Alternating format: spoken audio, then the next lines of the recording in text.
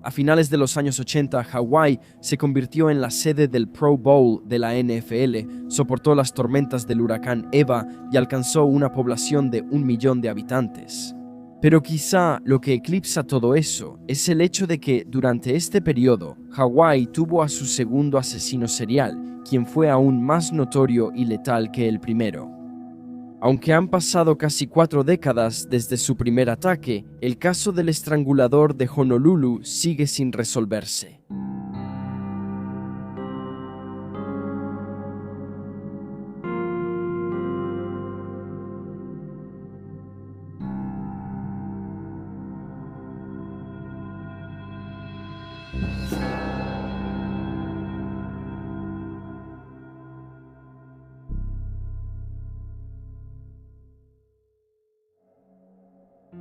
El 29 de mayo de 1985, Vicky Purdy salió a bailar con sus amigas en el distrito de Waikiki, en Honolulu.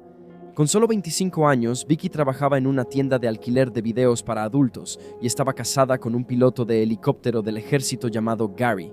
La pareja había estado junta desde que Vicky tenía 20 años y se habían mudado a Hawái menos de 18 meses antes de su fallecimiento.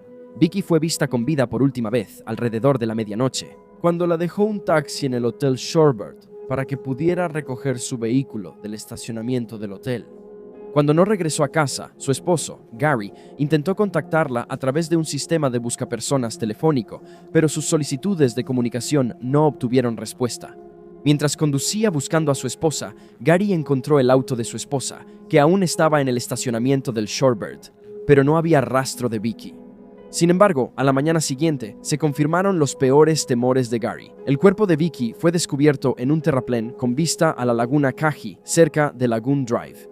Aunque todavía llevaba el overol amarillo con el que salió de la casa la noche del 29, la ropa interior de Vicky faltaba, sus manos habían sido atadas detrás de la espalda y había sido agredida sexualmente. Se determinó que la causa de muerte fue estrangulamiento por ligadura. Cabe destacar que Gary le dijo al Honolulu Star Bulletin que su esposa era, cito, una persona muy fuerte y no alguien con quien meterse, afirmando que al principio de su matrimonio, cuando surgían problemas, ella, cito, me dio una paliza. También describió a la joven de 25 años como astuta, diciendo que ella sabía en quién no confiar. Eso hizo que la agresión a Vicky fuera aún más sorprendente y llevó a especulaciones de que más de una persona estuvo involucrada en el ataque. Incluso Gary mismo sugirió que se necesitarían al menos 2 personas. Dada su fuerza física y determinación, otro dato interesante es que 2 mujeres fueron apuñaladas hasta la muerte en el lugar de trabajo de Vicky solo un año antes de su propia muerte. Y al principio se teorizó que tal vez estos crímenes estaban relacionados. Durante más de 6 meses después de la muerte de Vicky, el estrangulador de Honolulu, como pronto sería conocido, se mantuvo oculto. No volvió a atacar hasta el 14 de enero de 1986. Regina Sakamoto, una adolescente nacida en Kansas, tuvo contacto por última vez a las 7:15 de la mañana del día 14. Descrita como tímida pero amigable, la joven de 17 años era conocida por ser muy cercana a su madre y participaba activamente en las actividades escolares. Su hermano, Omar, la describió como traviesa, divertida y amiga de todos. Ella planeaba asistir a la Universidad del Pacífico de Hawái después del verano. Esa mañana había perdido el autobús para ir a la escuela. La mañana del 14 de enero, Regina llamó a su novio y le informó que llegaría tarde. Testigos la vieron poco tiempo después esperando el siguiente autobús, pero la joven de 17 años nunca llegó a la escuela. A la mañana siguiente, el cuerpo de Regina fue descubierto en la laguna Keahe. Estaba desnuda de la cintura para abajo y sus manos habían sido atadas detrás de la espalda con una cuerda de paracaídas. Al igual que Vicky, ella había sido agredida sexualmente y estrangulada hasta la muerte. Aunque, a diferencia de Vicky, Regina había sido dejada parcialmente desnuda y un pie estaba atado a una roca con un cable eléctrico. Aún así, las similitudes entre los 2 casos eran sorprendentes, tanto que la policía concluyó rápidamente que Regina y Vicky habían sido víctimas del mismo depredador. Las autoridades estaban tratando con un asesino serial. La tercera víctima del estrangulador fue una joven casada y asistente a la iglesia llamada Denise Hughes, descrita por su supervisor como una mujer que siempre tenía una sonrisa en el rostro. La joven de 21 años no se presentó a su turno de secretaria. El 30 de enero de 1986, apenas 2 semanas después de la muerte de Regina, la esposa de un miembro de la Marina, El esposo de Denise estaba destinado en un barco en Pearl Harbor, lo que significa que no estaba al tanto de su desaparición en ese momento. Cabe destacar que la joven de 21 años viajaba al trabajo en autobús, igual que Regina. El 1 de febrero, 2 días después de que se reportara su desaparición, se encontró su cuerpo. Fue encontrada por unos pescadores envuelta en una sección de lona azul en el arroyo Moana Lua, que desemboca en la laguna Kaji. Todavía llevaba puesto su vestido azul. Al igual que las otras víctimas del estrangulador, Denise había sido estrangulada y sus manos atadas con una cuerda de paracaídas. Permaneció sin identificar durante algunos días hasta que sus registros dentales fueron enviados al territorio continental de Estados Unidos y se confirmó una coincidencia. Hay informes contradictorios sobre si Denise fue agredida sexualmente o no. Algunos artículos afirman que una autopsia no pudo determinar de manera concluyente si lo fue o no, pero que las autoridades pensaban que era probable, dadas las similitudes en su caso con los de Regina y Vicky. El 5 de febrero de 1986, solo unos días después de que se recuperara el cuerpo de Denise, el Departamento de Policía de Honolulu estableció un grupo especial de 27 personas que tenía como objetivo identificar y capturar al asesino serial, ahora conocido como el Estrangulador de Honolulu. Los detectives que formaban el grupo incluían veteranos experimentados, tanto de los departamentos de delitos sexuales, crimen y homicidios. El Departamento de Policía de Honolulu también solicitó la ayuda tanto del FBI como del Grupo Especial del Río Verde, al que se le había asignado la tarea de capturar al responsable, el famoso asesino serial Gary Ridgway, quien se había convertido en sospechoso de los asesinatos del Río Verde en 1983. Ridgway era conocido por estrangular a sus víctimas, pero a menudo se enfocaba en jóvenes fugadas, trabajadoras sexuales y otras mujeres y niñas vulnerables. Entre los miembros notables del equipo del Río Verde estaban Robert Keppel, quien ayudó en el caso de Ted Bundy, y el agente especial del FBI John E. Douglas. El perfilador criminal detrás del libro Mindhunter, que posteriormente se convirtió en una serie de Netflix, creó un perfil para el estrangulador que lo describía como un oportunista que atacaba a mujeres que se encontraban en situaciones vulnerables, como en un estacionamiento solitario, una parada de autobús aislada o durante la noche. Además, no se creía que el estrangulador fuera un acosador. Probablemente sería un residente de Waipahu o Sand Island, o posiblemente trabajaba allí y conducía una camioneta de carga. También se creía que era blanco o de raza mixta, tenía entre 30 y 40 años y no tendría antecedentes penales. Más detalles fueron revelados a los medios por el jefe de policía, Douglas Gibb, quien declaró: "Es un individuo que podría estar experimentando problemas con su novia o problemas matrimoniales. Y la selección de las víctimas probablemente sea el resultado de la oportunidad o encuentros fortuitos". Después de la creación del grupo especial, se implementaron otras medidas, incluyendo la incorporación de radios bidireccionales en los servicios de autobuses públicos para que los conductores pudieran solicitar ayuda o reportar cosas extrañas. A pesar de esto, el estrangulador continuó atacando y saliéndose con la suya. El 26 de marzo, Luis Medeiros se convirtió en la siguiente víctima del estrangulador. El periódico Honolulu Star Bulletin describió a la joven de 25 años como una mujer que había vivido gran parte de su vida antes de saber cómo vivirla. Según los informes, había dejado a su familia cuando era adolescente y se mudó a Oahu en busca de independencia.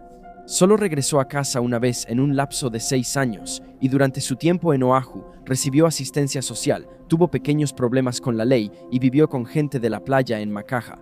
Luis nunca se había casado y tenía 4 hijos. Estaba embarazada de 3 meses de su 5.º hijo cuando desapareció. Pocos días antes de desaparecer, regresó brevemente a casa tras la muerte de su madre. Su familia la describió como ambiciosa y decidida a cambiar su vida.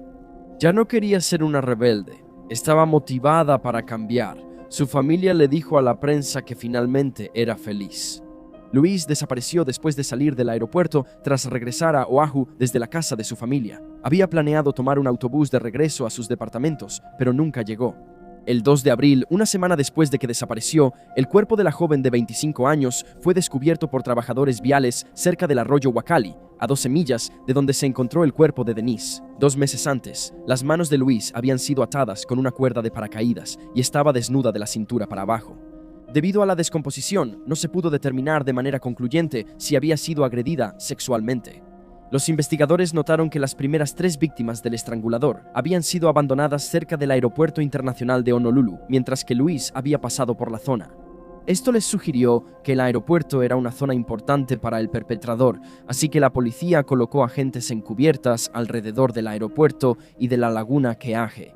Pero el estrangulador nunca cayó en la trampa. La última víctima del estrangulador fue Linda Pesce, de 36 años, quien fue vista por última vez el 29 de abril saliendo de su departamento. Cuando no regresó a casa, su compañera de cuarto se preocupó, pero esa leve inquietud se convirtió en una alarma total cuando Linda no se presentó a trabajar a la mañana siguiente. Después de descubrir que el Toyota de la mujer de 36 años estaba sin seguro y estacionado junto al viaducto Nimitz H1, la compañera de cuarto contactó de inmediato a la policía. Linda fue descrita de manera muy similar a Vicky. Era astuta, tenía opiniones firmes y era una luchadora. Sus seres queridos también la llamaban despreocupada. Y pasó la década de los 70 viajando a dedo por Estados Unidos antes de terminar en Hawái, donde trabajó como bailarina en un club nocturno. Al igual que Luisa, Linda dejó atrás su lado rebelde después de dar a luz a su hija. Al comenzar su investigación, los detectives descubrieron rápidamente que la noche de la desaparición, testigos habían visto el Toyota de Linda con las luces intermitentes encendidas. Informaron que otro vehículo se había estacionado junto a él como si fuera a brindar ayuda. El auto fue descrito como una camioneta estadounidense color crema con letras en las ventanas traseras, aunque no está claro qué decían esas letras.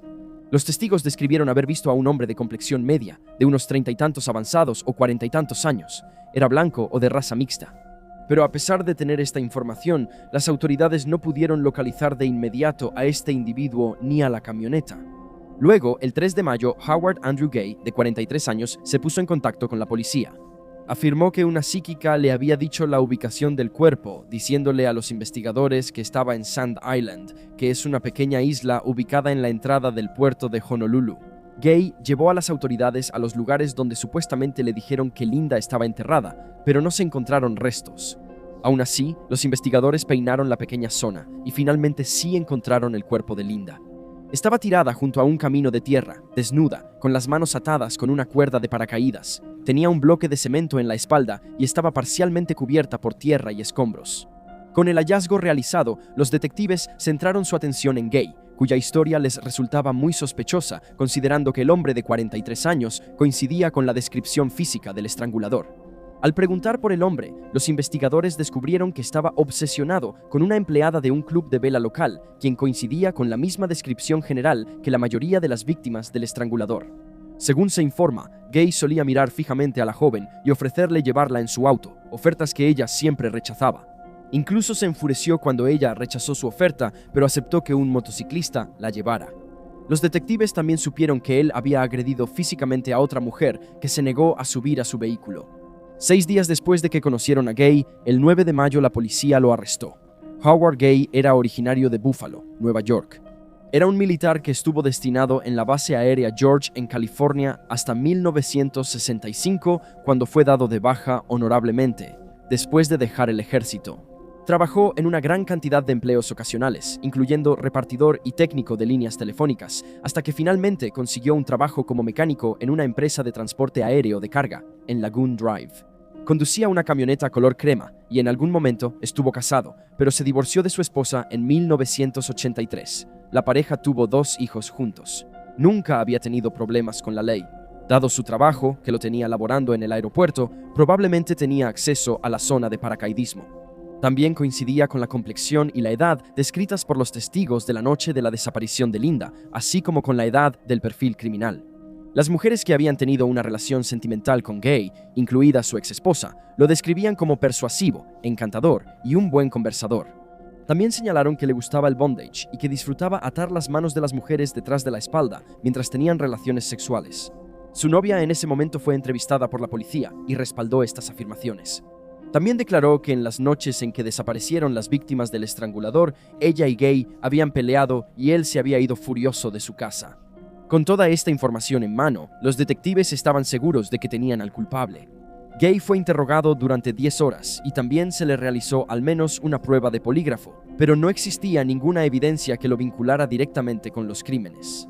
Lo que tenían los investigadores eran pruebas circunstanciales. Como resultado, las autoridades dejaron ir a Gay. Después, él le dijo a la prensa: "La policía me ha liberado. Eso es todo lo que sé.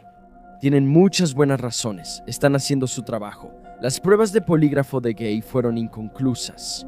Curiosamente, la policía recuperó un bloc de notas en la oficina de Linda que tenía el nombre y número de teléfono de Gay. Se creía que él era un cliente potencial. Más pruebas en contra de Gay incluían que un testigo presencial, la noche de la desaparición de Linda, identificó al hombre de 43 años en una rueda de reconocimiento, aunque más tarde no testificaría en su contra porque temía por su vida. Después de que Gay la vio, Gay fue vigilado durante años y la policía ofreció una recompensa de $25,000 por información, pero nunca se le relacionó con los crímenes mediante pruebas forenses y por lo tanto nunca fue acusado por los crímenes del estrangulador de Honolulu. Después de su liberación, el estrangulador nunca volvió a atacar. En junio de 1986, Gay hizo un viaje a California para ver graduarse a su hijo, pero el joven murió en un accidente automovilístico por esa época. Después, Gay se convirtió en cristiano nacido de nuevo y finalmente se mudó de regreso a California de manera permanente. Murió el 2 de noviembre de 2003 a los 60 años. A pesar de la falta de pruebas físicas, los investigadores de Honolulu creen que Gay es el hombre que buscan. Muchas cosas sobre su vida y apariencia física coinciden con las del estrangulador. Sin embargo, de manera frustrante, los casos de Vicky, Regina, Denise, Luis y Linda siguen sin resolverse. Sus familias no encontraron cierre ni justicia alguna. Y si Gay realmente fue el estrangulador, entonces pudo vivir el resto de su vida en paz, un lujo que no les concedió a sus víctimas. Y ahí tienen los hechos. Por favor, dejen un comentario aquí abajo con sus propias opiniones y especulaciones, y recuerden darle like a este video y suscribirse para apoyar al canal. Gracias por ver, manténganse alerta, manténganse seguros y nos vemos la próxima vez.